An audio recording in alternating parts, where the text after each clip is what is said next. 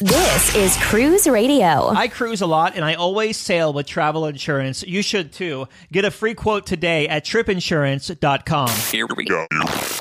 Broadcasting from the tripinsurance.com studios in Jacksonville, Florida. This is Cruise Radio. Ross just returned from a 7-night cruise aboard Carnival Cruise Line's Carnival Magic out of Port Miami. It went over to the Western Caribbean, Cozumel, Belize, and Mahogany Bay.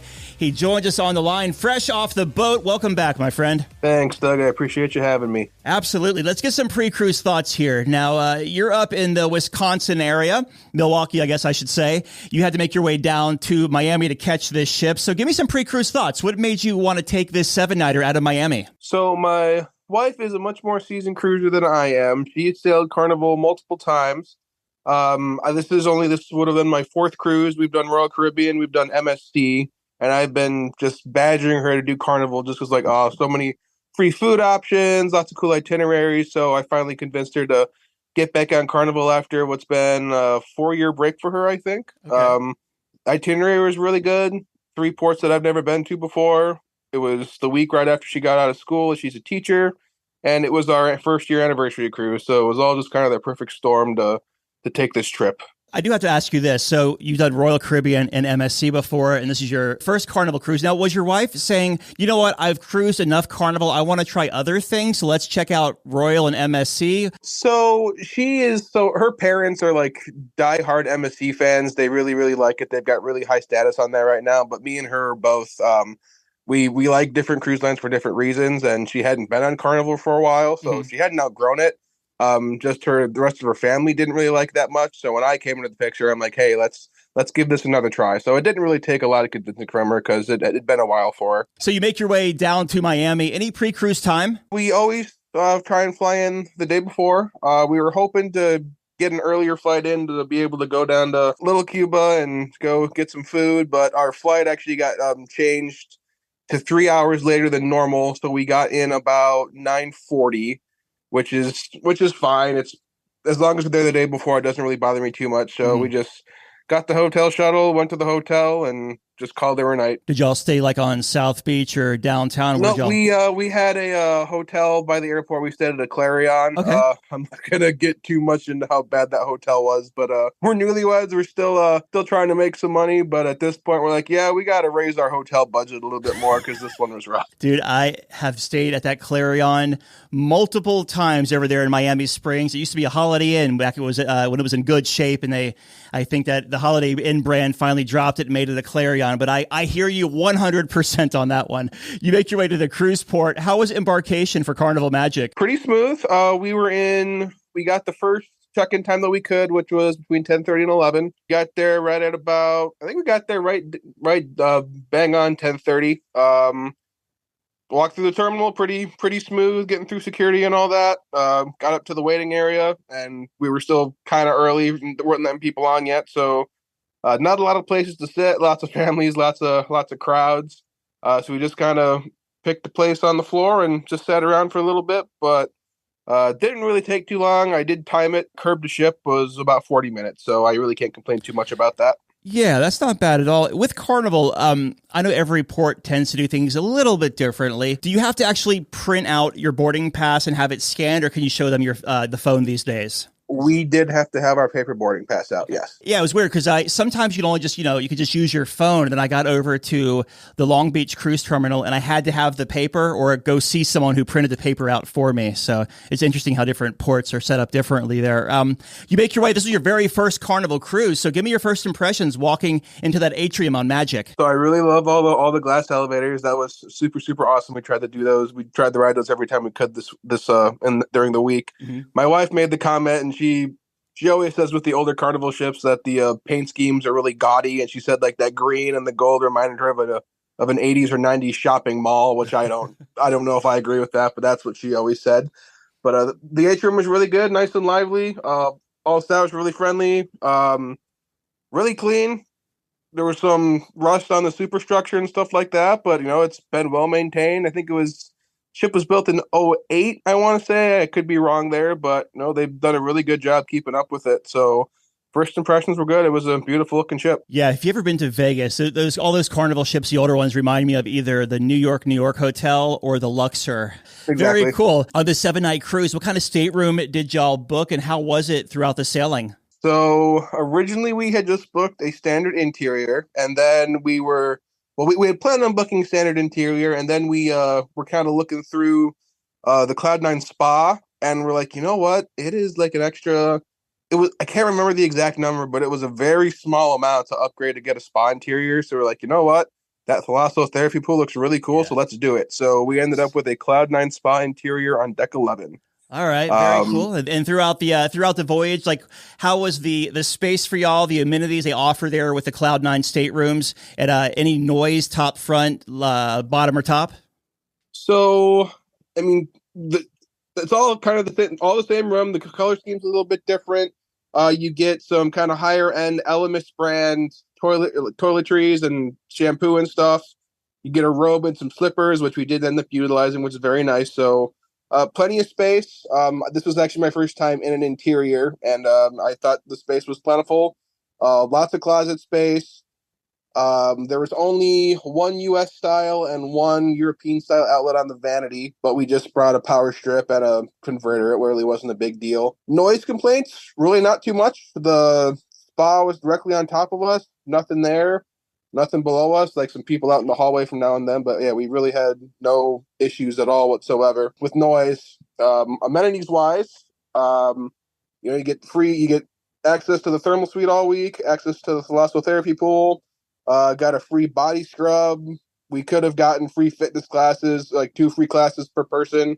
But yeah, I wasn't planning on using that.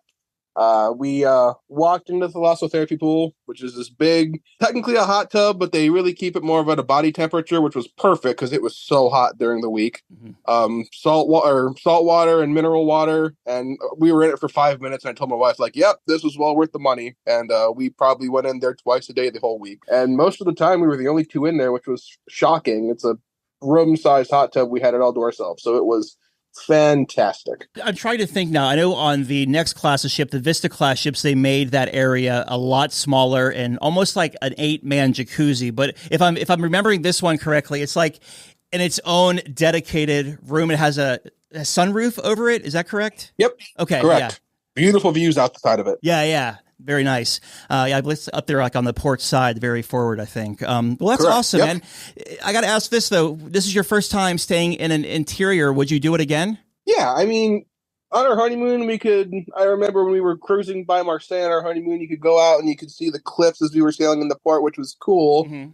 But also, if I want to go and look outside at that, I can walk upstairs one deck and there it is. Yeah. So and the other thing, my wife was like, "Oh, it gets so dark in there," but we would turn on the TV with the bridge camera, mm-hmm. and then when the sun would come up in the morning, that would be our light. Yeah. So I thought it was totally fine. I mean, I don't like to spend that much time in the room anyway, so I think for the price, it was perfect. So I think we'll probably go interior from now on, just because that's the best bang for your buck, and there's other stuff I'd like to spend my money on. I'll tell you what, too, you can get a good midday nap in those interior rooms. Oh, for sure. Yeah, 100%. Let's talk about the food on board Carnival Magic. We'll start at the top there at the Lido Deck Buffet. How was that for y'all throughout the week, and what did you feel about the selections, especially since you've been on Royal and MSC before? Lido was crowded at all times of the day, and Carnival, like the food is the main reason I wanted to do this, because of all the free options, because you have like an MSC where the only 2 free options for you are the buffet and the main dining room. And the buffet, it's got great selection, but it gets a little old after a while. The selection at Lido on Carnival, there was 2 separate hotlines, which are kind of mirrored. There was one little Mexican station, which was fine, but the selection in the buffet itself wasn't that great. But you've also got the Mongolian Wok in there. You've got the Carnival Deli, which was the one thing that was open the entire day. So, and then there in Cucina del Capitano, they had that pasta bar at lunch, which we did utilize on the first day. That was super good. So the buffet itself was always really busy and the selection wasn't great, but when you've got so many other things dotted around that deck, I guess it's not too bad. There's not a lot of selection in the buffet itself because there's lots of other stuff to eat. Did you have any issues finding seating in there? Not really. the farther you go to the back of the ship, the more you find people kind of tend to congregate towards the front where guys and Blue Iguana is. So the farther back you went, the more seats there were.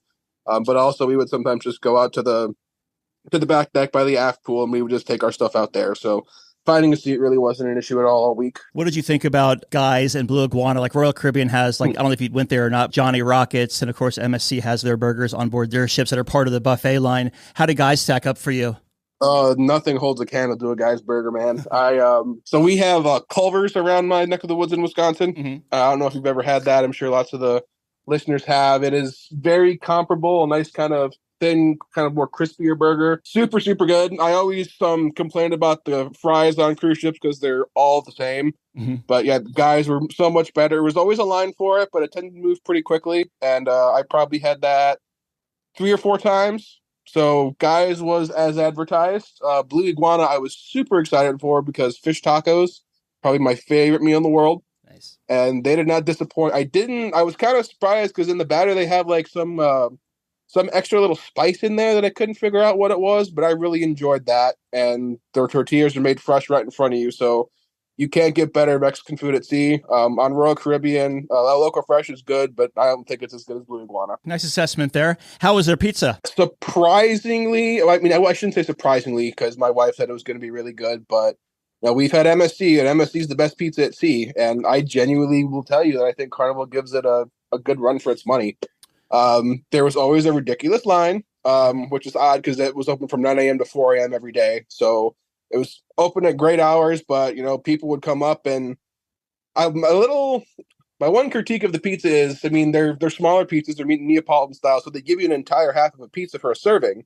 So you serve 4 people, and then they're out of pizza, and you have to wait another 5 minutes for them to bring another one out. So the system with how they serve it's kind of weird, but it was fantastic.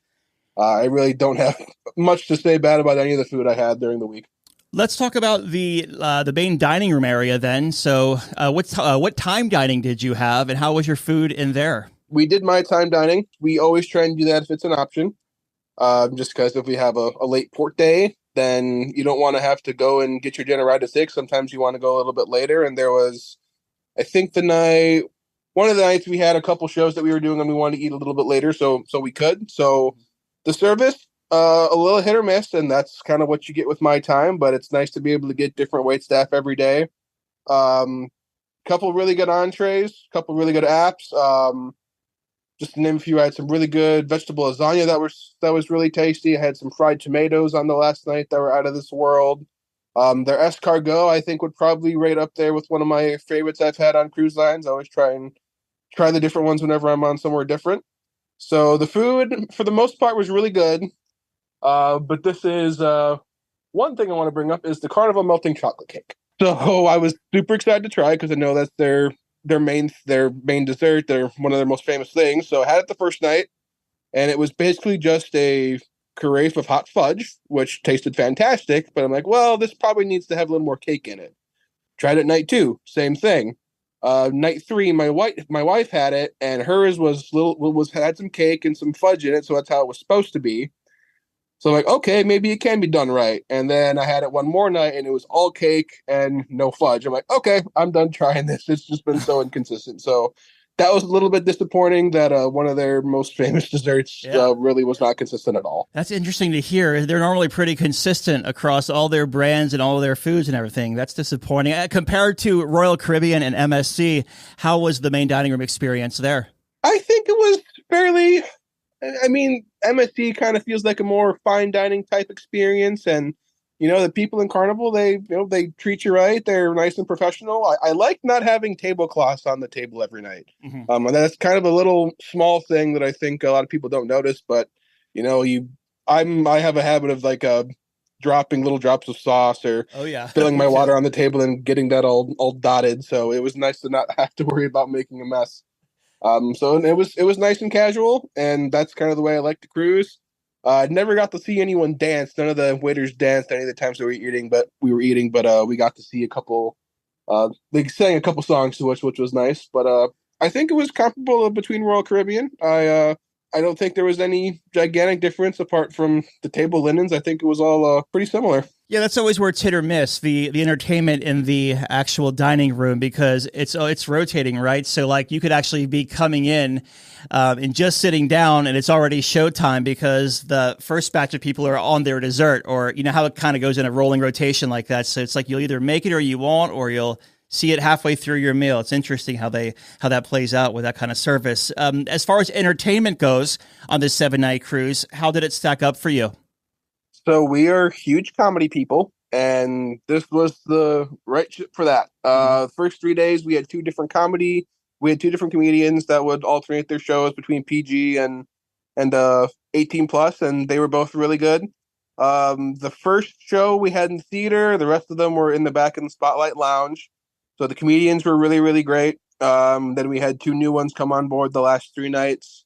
They were also really great. Spotlight Lounge for most of the shows as well. I did have one thing I thought was a little weird. The final comedy showcase, which was at like 10:30 on the last night, they also had in the Showlight Lounge or the Spotlight Lounge, and the line was all the way back to Ocean Plaza when it was opening. So we were like, we're not waiting for this. We've seen both comedians twice. We don't need to wait in this line. So I was kind of surprised that they didn't try and have it in the theater. I assume they didn't do that because they had just gotten done with Love and Marriage, so maybe they didn't have time to flip it over. But yeah, that was a little crazy to see the gigantic line forming for that. So we didn't get to see the last showcase, but the comedy was great. Love and Marriage was super awesome. A 59-year-old couple won the show. Mm-hmm. They answered literally every single, or 50, they'd been together 59 years, and they knew every single little detail about each other. It was just fantastic. That's why you go to the Love and Marriage. So second to last night, we did the Quest. I shouldn't say we did the Quest. We watched the Quest. That was quite eye-opening. Have you seen that one before? There is photos of me floating around somewhere of participating, and probably photos that shouldn't be floating around of me. Yes, I have. So yeah, that was a very eye-opening experience. Our cruise director was Frankie Portera. He did a just fantastic job facilitating that. So we really enjoyed that. And then, trivia, we tried to do that every morning in Ocean Plaza. I'm a big trivia guy. A lot of fun with that. I never ended up winning a plastic piece of ship on a stick. Maybe next cruise I will. The entertainment was definitely in no short supply. There was plenty of stuff to do, especially for me. Like comedy and trivia are two of my favorite things to do. And I wasn't disappointed. Lastly, production shows. Loved them on Royal Caribbean. Royal Caribbean spoiled me because on our honeymoon, we saw a Broadway quality production of Hairspray. Mm-hmm. And now every single show I ever see is just not going to be as good. So we watched, on the first night of the cruise, they had a little teaser in the theater. And after 5 minutes, we're like, yeah, we don't need to see any of these shows because I don't really just want to be sung at for 30 minutes, which is kind of what the shows on Carnival are. So we finally went and saw Flick at the end of the week, just because we were looking for something to do. And I could not follow the storyline of it whatsoever. So lacking a little in the production shows or Carnival, but everything else entertainment-wise was spot on. That's one I've seen 3 times, and I've still yet to figure it out. So I just kind of went with the flow of there's a dude running around shooting lasers and director's chairs and whatever. Let's just roll with it, right? For sure. I got to thinking as you were talking about the comedians, and it's been an issue with Carnival for, at least 2 decades that I've been sailing them. There's never enough room in the comedy shows, the comedy lounge, or whatever venue they're using. And I'm wondering if and I'm just talking out loud here, but I'm wondering if it is because, like, if you're talking to a room that it's not intimate if you're in a theater, and if it's not packed, it's going to be a very awkward place for the comedian to be in if he's used to being. Without a doubt. Yeah. I've been in a comedy club where it was in St. Louis where there was maybe 20 people at the show and then just 10 rows of empty seats. So you're spot on right there. I think the Spotlight Lounge is the perfect place to have it for sure. But and there was normally plenty of spots, but it definitely was filled to capacity and took about 10 minutes just to get out of there. So you got a point. It is definitely a small venue to have the comedy in. How about the casino as far as the smoke situation in and around? Because the Magic has historically had issues with that. So there's a non-smoking and a smoking casino. The non-smoking's on deck 4. It really wasn't too busy at all during the cruise. I mean, there was a lot of families on there, so there was always plenty of open machines and stuff. The smoke on deck 5, it wasn't terrible. Every now and then you could smell it wafting down the hall into Ocean Plaza, but it didn't really bother me too much, and I'm someone who really does get bothered by cigarette smoke. So every now and then, a couple days, it was kind of bad, but nothing that really made me nut and enjoy being on deck 5. How about the sea days as far as crowds and congestion? So we had 3 of them. We had one on the way down there, and the last 2 days heading back to Miami. The normal places were super busy. Like I said, the Lido Marketplace always had lines wrapped around. The only place that did not really have a line all week was Blue Iguana Cantina, and I don't know why. I ate so many tacos from there, so I don't know if people just weren't in the mood for tacos or what the deal was. But on the sea days, we went up to the water slides and checked those out. Those were pretty fun. We both commented that the water park area, like where all the spray jets are in the dump bucket, was probably one of the best ones we've ever seen at sea. Lots of cool things to see and play around. If I had kids with me on the ship, they would have been there all day. So that was super fun. Never ever had an issue finding a deck chair. There was plenty no matter where you went. With how busy the ship was, I thought that might be an issue, but really no issues at all. The one sad thing about that, and this is probably why there were so many seats, is the weather was not the greatest and the seas were pretty rough. We only had probably 2 sunny days the entire week. When we were in Roatan, it was pretty nice, and then on our first sea day it was pretty nice, but other than that it was pretty rainy and miserable, so that might have had to do with why there were so many deck chairs available. Well, let's talk about those ports of call you went to. You hit 3 of them. So give us the port of call and give us your highlight. Then you can talk about the next one. So the first one was Cozumel. I know that in Cozumel, there's 2 different places you can dock at. You can dock downtown, and you can dock a little bit farther down the shore. And we were docked pretty far down the shore. We didn't really have too high hopes for doing anything there. The one main reason we got off the ship was to go into port and buy all the vanilla we could carry. I know it looks like kind of a touristy thing. It's in every single port shop, but it is the best vanilla you can buy, and at the best price too, because a small bottle here in the US costs maybe $20. Yeah. Got 32 ounces for $10, and Nice. You can't beat that price and the quality. So brought a bunch of that home for my mom and sister, and just kind of walked around, did a little shopping. I had talked about maybe doing the Great Cozumel race, which is kind of like the amazing race thing they have there downtown, but I'm glad we didn't book that because it was so hot. So yeah, after getting vanilla, we kind of just got back on the ship. Next port was Belize City, where we did cave tubing. We booked it with Butts Up Cave Tubing, an independent place with really good reviews. It was a fraction of the price of what we would have paid on the ship. So we got out of the terminal, went and met the bus, by a little smoothie and popsicle stand, and to our surprise, we all got a free fresh fruit popsicle, which was great in the 80-degree heat. So that was pretty cool. 45-minute bus ride into the jungle. Hiked up to the river and to the cave, took a dip in the river, which was super refreshing. So even though it was hot, we were plenty cooled off. Spent about an hour in the cave. It's one of those where you're kind of tied together and the guide pulls you through. So we were in the water for about an hour. Super, super nice and refreshing. Would highly recommend it.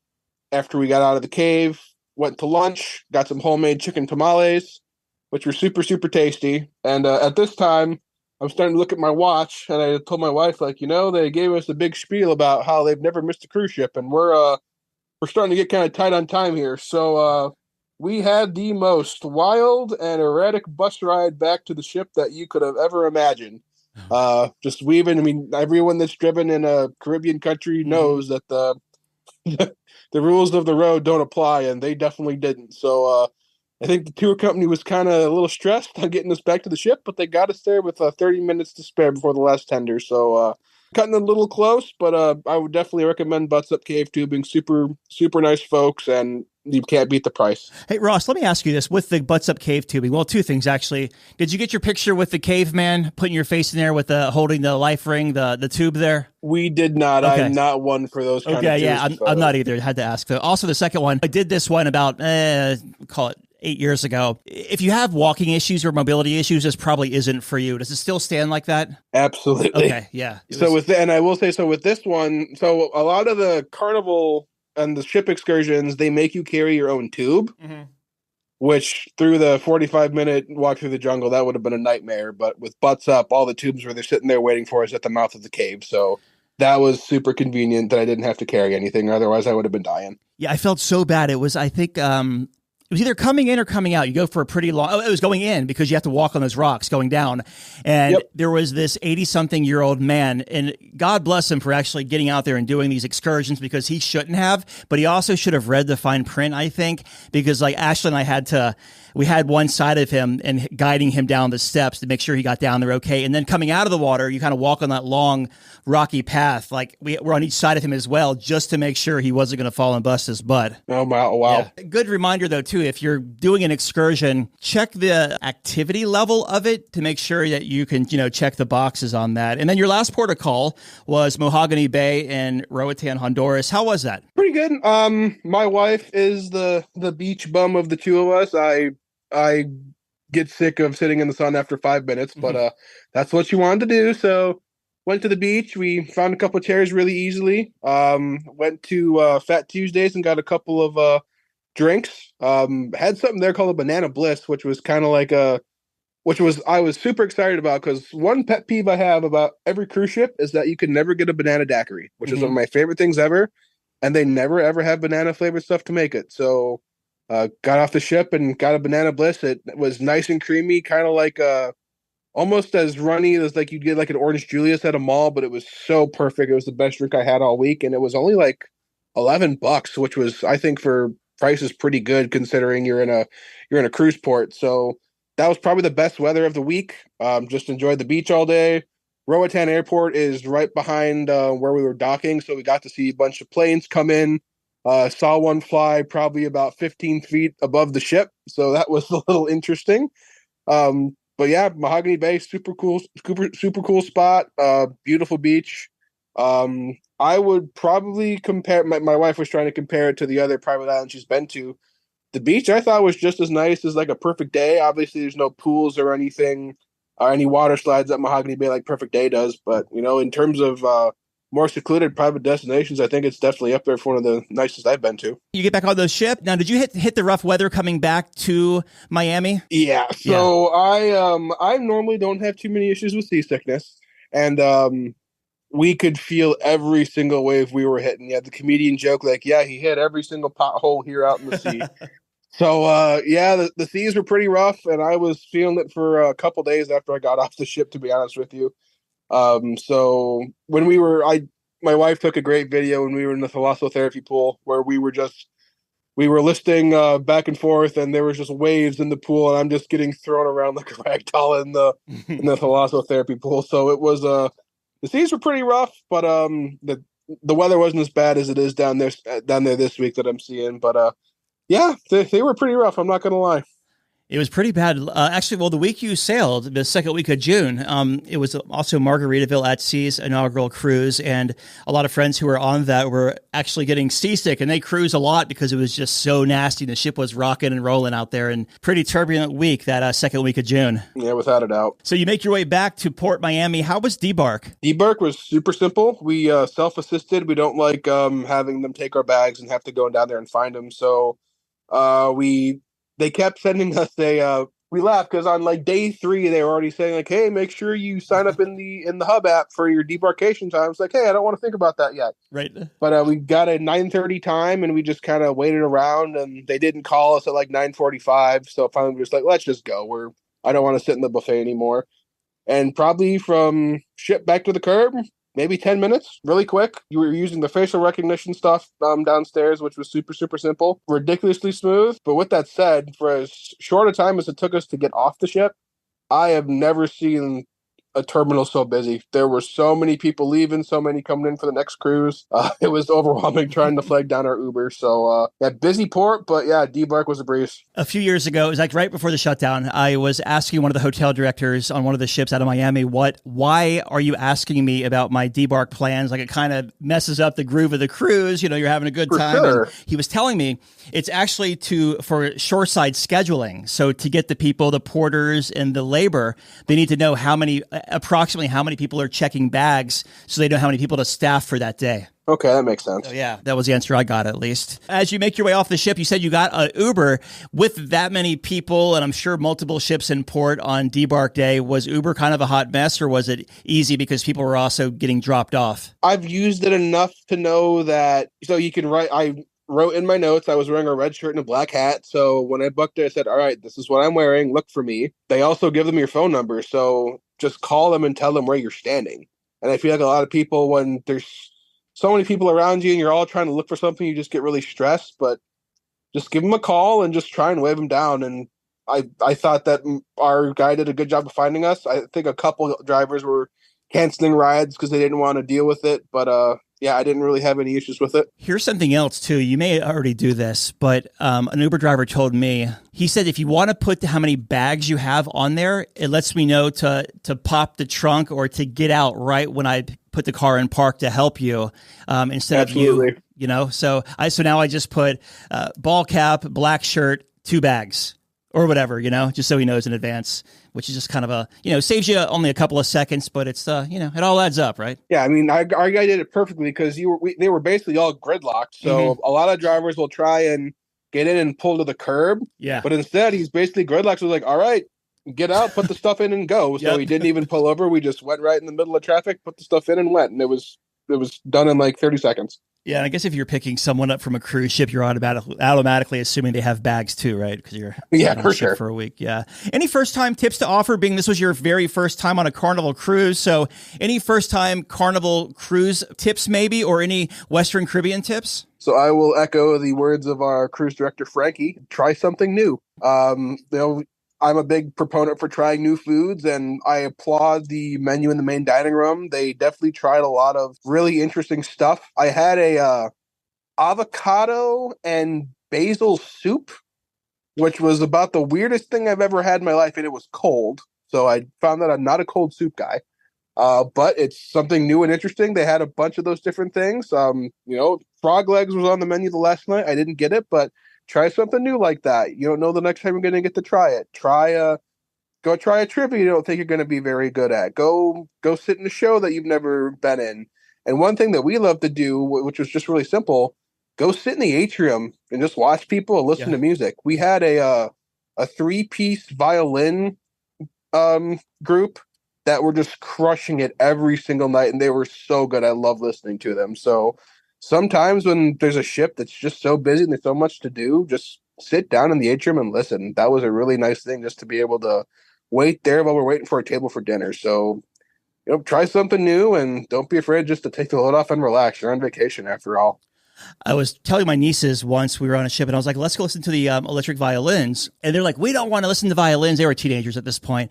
And Sure. I'm like, no, I think you'll really like it. It's music that, you grew up to, like, the Miley Cyrus, Taylor Swift. And of course, they have like the Aerosmith, and they play the full gamut, right? But they actually went with me, and they were like, this is really cool. I was thinking you said violins, like just like a cello and a violin playing classical music. I'm like, that's what I was saying.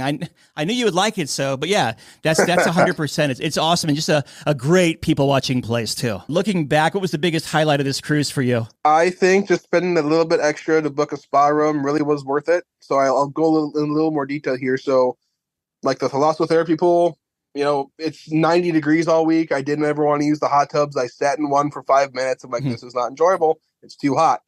But with Thalasso, it was temperature controlled. It was basically body temperature. So it was just perfect.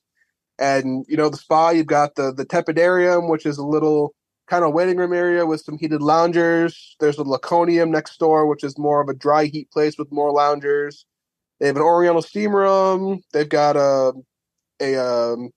what's the other one? The aromatherapy room. So we paid a little extra for that. But when people say spas are supposed to help you relax, I was in the pool for 5 minutes and I had not felt that relaxed in months. Nice. So, it's Carnival's the fun ships. There's lots of kids running around. There's lots of families. It was a place to be able to go and just relax and have some quiet. So I think every time I'm going to be spoiled now. Every time I go on Carnival, I'm going to want to see if it's worth it to book the spa again.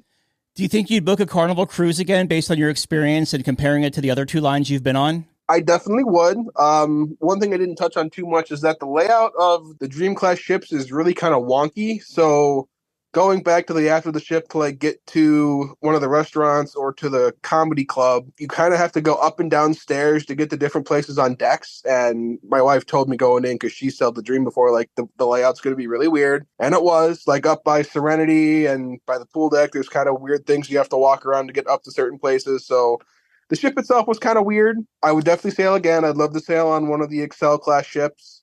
I'd like to do something a little bit smaller. Because what I found out is water slides and roller coasters and all that are fun, but I'm becoming an old man. I'm 27 and I feel like I'm 60. I just need a hot tub and a pool, and I'm happy. I keep trying to push it that we need to try and sail something smaller, so I would definitely do it again. But as we do our cruises, it'll probably be a while before we do. We want to try some other things first, because there's still a couple of cruise lines we haven't sailed on yet. We almost booked the Norwegian Joy for this week, out of New York going to Bermuda. But the Joy we watched so many videos on it. We know that it was built for a different market, and a lot of the things on it just seem like they're kind of thrown together. And they did what they could to reimagine it for this market.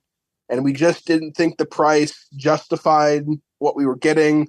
The port fees in Bermuda were so expensive, so we ended up going away from that. But I definitely want to try Norwegian with the freestyle thing. Princess is one that Sarah wants to try soon. I'd really like to do Holland America, and I really got to convince Sarah on that one, because Half Moon Cay is their favorite cruise port in the world, and that's their private island.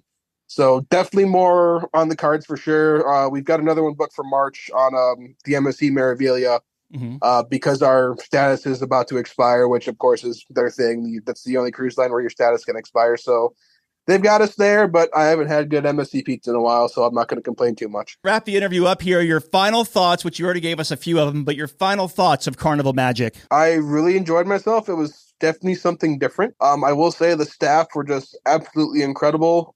We had the best room steward we've ever had on 4 cruises. So shout out Ferry from the Philippines. He was fantastic. Made some really awesome towel animals. We had a pterodactyl hanging from the vanity, which I've never seen before. So he went above and beyond. The staff in the dining room, even though the service sometimes wasn't the greatest, everyone was very friendly. The comedians are great. The entertainment was great.